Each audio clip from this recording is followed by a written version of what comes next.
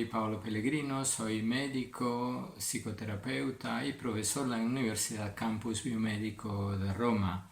El tema del que os voy a hablar sale de mi experiencia con los alumnos de mi universidad que acuden a mi consulta y me he dado cuenta, sobre todo en estos últimos años, que muchos jóvenes y a veces también gente no tan joven encuentra en dificultad al momento de tomar decisiones. Por eso el título de mi intervención es Los desafíos de tomar elecciones en la vida y sobre todo enfocado a lo que es el rol de la afectividad que la afectividad puede tener al momento de tomar decisiones, de elegir. Algunos puntos llave de mi intervención, sobre todo son tres. El primero es que la vida de cada persona es un desafío, en el sentido que cada uno tiene que encontrar su camino, porque cada uno va construyendo su futuro a partir de sus decisiones, de sus elecciones. Entonces puede venir una pregunta: ¿por qué a veces es tan difícil tomar decisiones? Sobre todo cuando los sentimientos empujan hacia una determinada dirección, mientras la cabeza empuja en otra distinta. Y por último, y veremos en esto el papel que tiene la afectividad. Y por último punto, si es posible una elección perfecta y sobre todo si hay un modo en que la cabeza y el corazón, los sentimientos pueden ir juntos, pueden actuar al unísono. Y vamos a empezar mirando un poco cuál puede ser la visión de la vida. Puede ser común considerar la vida como un camino, que lo es, pero como un camino ya trazado. Y entonces en este caso a nosotros solo nos correspondería descubrir este camino, buscarlo, descubrirlo y luego recorrerlo.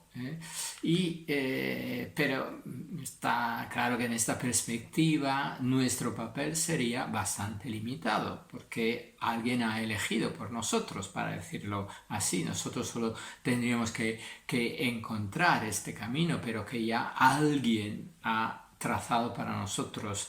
Y en cambio nuestro papel sería limitado, nuestra libertad se vería un poco mermada. Y en realidad, en cambio, nuestra vida se va configurando poco a poco con nuestras elecciones, con las decisiones que vamos tomando en nuestra vida. Y bueno, si las decisiones son de poca relevancia, no son muy importantes, bueno, es fácil considerar que elegir una cosa u otra, bueno, es bastante indiferente, no tiene mucha trascendencia. Y en cambio, cuando se trata de tomar decisiones de más importancia, más relevantes, de las cuales depende un poco nuestro futuro, entonces la situación es difícil, es distinta, puede ser más difícil. Me refiero, por ejemplo, cuando se trata de decidir una carrera, una profesión, una amistad, una persona con la que compartir toda la vida. Entonces allí puede ser más difícil y a veces también nos podemos quedar bloqueados frente a una decisión de tanta importancia. Y vamos a ver un poco cuáles son los elementos que entran en juego en una elección. Podríamos decir los ingredientes de una elección. Por un lado, seguramente el conocimiento, la inteligencia, que tiene que ver, puede ver qué es lo que tiene delante, y se puede elegir solo conociendo lo que se elige. No podemos elegir con los ojos cerrados. Y entonces hay que ver lo que tenemos adelante, a nuestro alcance, lo que deseamos. Y luego está la voluntad, la que nos mueve para conseguir lo que hemos visto como bueno, nos empuja hasta este bien que hemos visto. Pero está también la afectividad, la dimensión emocional, el hecho que algo nos puede gustar, algo nos hace sentir que aquello es agradable, es deseable, el placer que nos daría conseguir aquel algo, o al revés, como desagradable o dañino, algo que no nos gustaría, nos molestaría. Entonces se ve que estos tres elementos, el conocimiento, la voluntad y la dimensión afectiva emocional, entran en juego en una elección, y es fundamental la integración entre estas tres dimensiones para que nuestra elección sea adecuada. Y entonces, cuando uno se puede equivocar al elegir, puede ser porque el conocimiento no es correcto, nos equivocamos al elegir porque no tenemos una visión correcta de la realidad, o por una voluntad débil que está poco acostumbrada hacia lo que se ve como bueno, como útil, pero es difícil, entonces ya la voluntad es un poco floja, entonces ya no nos mueve hacia aquel buen bien porque lo vemos difícil. O también puede ser por una afectividad que solo está acostumbrada a buscar el placer, algo que gusta, y entonces es una afectividad que no está bien educada, entonces ya solo busca el placer.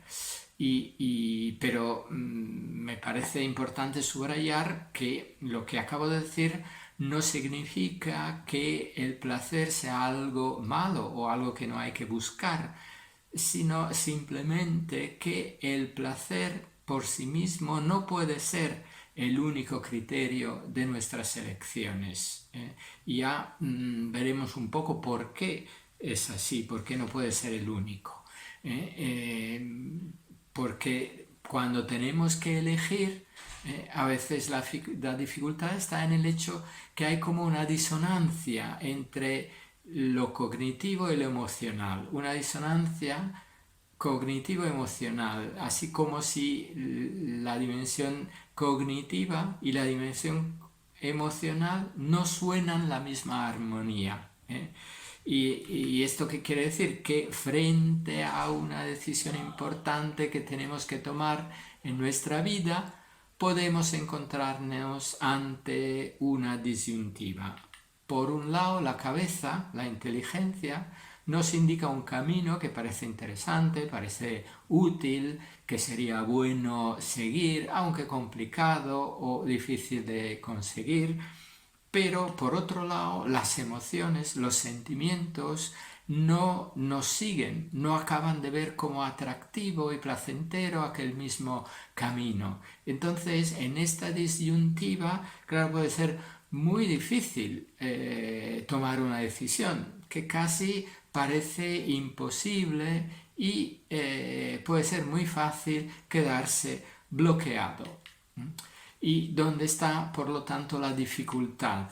La dificultad está en la medida en que la dimensión afectiva y emocional es la fuente prácticamente única y principal que guía nuestra vida. Si pasa eso, que la dimensión emocional es la única, la principal que entra en juego, entonces el objetivo sería conseguir el mayor placer posible, buscando las situaciones que nos puedan generar el mayor número de emociones que nos gusten.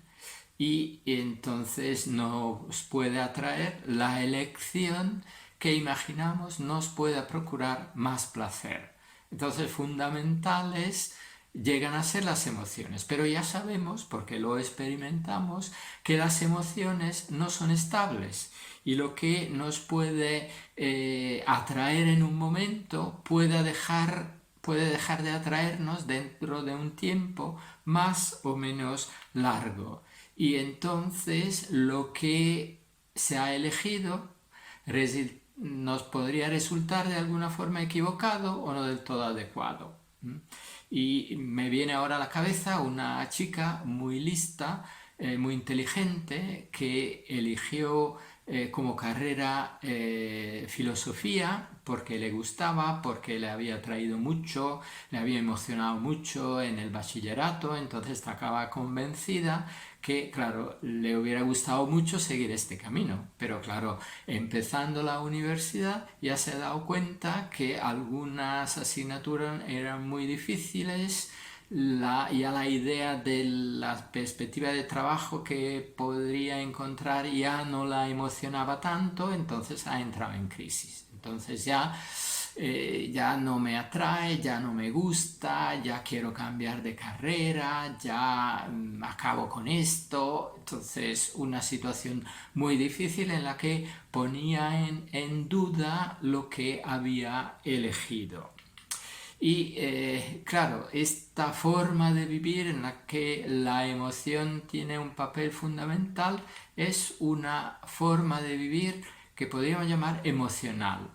¿Y esto qué quiere decir? Esto implica valorar la realidad no por su dimensión objetiva, sino por las emociones o las sensaciones que la realidad genera en nosotros. Y en esta visión, en esta perspectiva, el sentir no llegaría a ser una forma de conocimiento de la realidad externa al sujeto, algo objetivo, ¿eh?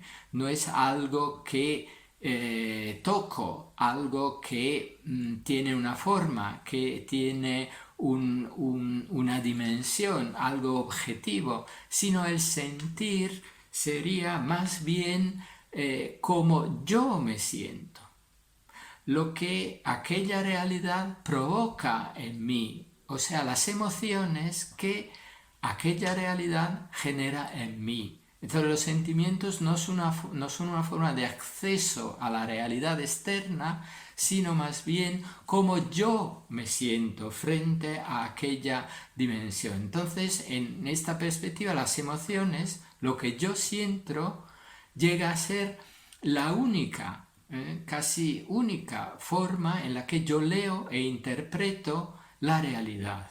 No en su dimensión objetiva, sino en lo que la realidad genera dentro de mí. Y esto es justo lo que se llama emotivismo. El emotivismo es la situación en la que las emociones adquieren un valor absoluto. ¿Y esto qué significa? Bueno, que si las emociones llegan a tener un valor absoluto, será fácil considerar que lo que nos dará la felicidad será algo que nos genere emociones o sensaciones agradables. Y por lo tanto sería necesario mantener muy alto el nivel de activación emocional. Y si baja una emoción, si la emoción baja de intensidad, habría que buscar otro estímulo, algo distinto que me ayude a tener más emoción, el mismo nivel de emoción. Y entonces puede aparecer la idea que la felicidad, el bien, siempre se encuentra en algo nuevo, en algo que no tenemos, en algo que nos falta. Y esto está bastante respaldado con algunos estudios que se están haciendo, sobre todo en el tema de la adicción, que es el estudio de la dopamina, el circuito de la dopamina. O sea que se ha visto, es decir, que se ha visto que la dopamina es un producto, una sustancia que está conectada con el deseo. Esto quiere decir que cuando hay un estímulo, esto produce en nuestro cuerpo, induce la producción de dopamina a nivel sobre todo del circuito límbico que está en nuestro cerebro. Y entonces la dopamina, los niveles de dopamina activan los receptores y esta activación está percibida como algo deseable, algo agradable. Pero claramente, conforme baja el nivel de dopamina, entonces baja también la activación activación receptorial y también baja el deseo. Y por lo tanto, para que el nivel de deseo, este circuito de gratificación, quede a niveles muy altos, es necesario que haya más dopamina, entonces distintos estímulos. Y entonces el efecto excitador de la dopamina va bajando y por lo tanto para mantener el nivel muy alto hay que buscar, hay que doparse de nuevo. Hace falta otro estímulo, algo nuevo, otro objeto, una vez y otra, porque nos vamos acostumbrando. Y se ve claramente que en esta perspectiva cada decisión sería ad tempus. Quiero decir que si lo que guía mi decisión son las emociones, si las emociones bajan, también aquella decisión puede perder de significado, de valor. Y entonces sería imposible tomar decisiones que sean para siempre, decisiones que duren en el tiempo. Bueno, y luego pero luego cómo se puede llegar entonces a una elección. Hay que decir que al principio hablaba de la decisión perfecta, ¿no? Y la elección perfecta ya no existe porque cada uno de nosotros es limitado, somos limitados, entonces ya no es posible la elección perfecta. Pero si es así, esto no quiere decir que no se pueda elegir bien, de forma adecuada, de forma correcta. Y esto se puede conseguir en la medida en que se consigue fijar la atención en el bien que se puede conseguir, en el valor que tiene lo que vamos consiguiendo, la realidad que queremos conseguir con una determinada elección. Es más importante esto que el placer que nos pueda dar hacer aquella elección. ¿Esto qué quiere decir? Que lo que se elige puede ser más o menos placentero, pero lo que cuenta es el valor, el bien, el sentido de lo que se elige. Lo que voy buscando es justamente ver cuál es el valor, cuál es el sentido de lo que estoy eligiendo, más que el placer que me pueda dar. Y así, cuanto más uno aprende y se acostumbra a elegir por el valor de lo que elige, por el bien de lo que elige, por el sentido de lo que elige, cuanto más se acostumbra a eso, más es posible que llegue a ser agradable y casi espontáneo lo que se ha elegido. Y de esta forma, la afectividad también se va educando. Conforme yo voy eligiendo porque veo el bien, lo bueno que hay en lo que estoy eligiendo, el sentido de lo que estoy eligiendo, también aprenderé a dar valor y también a gustar de lo que estoy eligiendo. Y entonces también mi afectividad, mis emociones, mis sentimientos se van educando a encontrar el placer en lo que es bueno, en lo que tiene valor, en lo que tiene sentido en la vida. Y esto quiere decir poder vivir como personas libres, porque personas que saben elegir lo que es bueno para sí y para los demás, personas que son dueñas de sí mismas, que no eligen porque están tiradas por las emociones, están tiradas por lo que es el placer, sino están guiadas por lo que es bueno, lo que tiene valor, lo que tiene sentido, y poco a poco uno va también adquiriendo el gusto por lo que es bueno, por lo que tiene sentido, y entonces también las emociones se irán educando a encontrar placer y gusto en lo que es bueno. Y esto espero que, bueno, de alguna forma yo haya conseguido dar algunas ideas sobre este tema que me parece muy importante hoy por hoy, de saber cómo elegir y cuáles pueden ser las dificultades y cómo podemos salir adelante cuando tenemos que tomar una decisión de mucha importancia. Os dejo ahora mi dirección de correo electrónico, que es paolo.pellegrino con doble L 62 @gmail.com. Muchas gracias.